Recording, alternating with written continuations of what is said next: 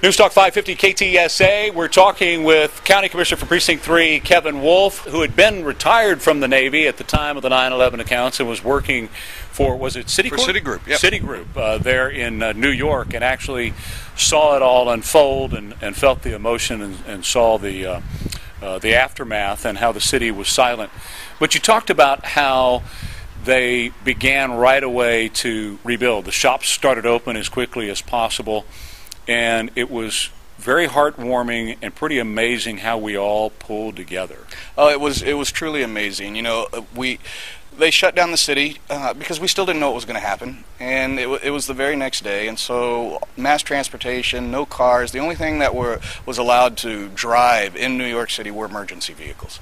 And every now and then you'd hear one of them heading down to Ground Zero, but the folks opened up their stores, the restaurants were open, and New York City is a walking city. And so we went out on the street, we met and we talked with folks from, you know, all over, and you could tell just how quickly they were really pulling together. And the way the community came together, and it's hard to think of New York City as a community. You think of something small and tight-knit. Well, you know what?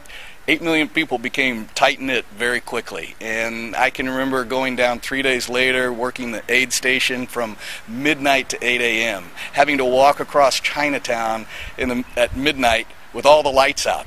It was sort of the eeriest, strangest feeling, but to get down there, work with those guys, help the police and firefighters as they worked in and out of the Ground Zero, it was an amazing time to sort of pull together and see how strong our country can really be, especially when we're attacked. When you got there and you saw it, can you describe for our viewers and listeners, people who had never seen it in that state, can you describe the devastation and what you saw? It was the devastation. You can't imagine it. I don't, you know, unless you've actually been in war. That's what it was. It looked like war, and you know what? That's exactly what it is.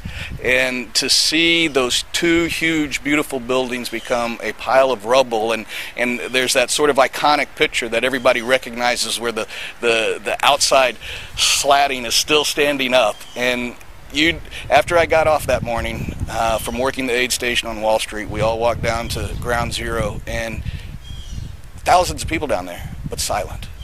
And just, you know, it was very moving. It was a little scary, but it also helped, I think, really coalesce our thoughts and saying, you know what, we've been attacked.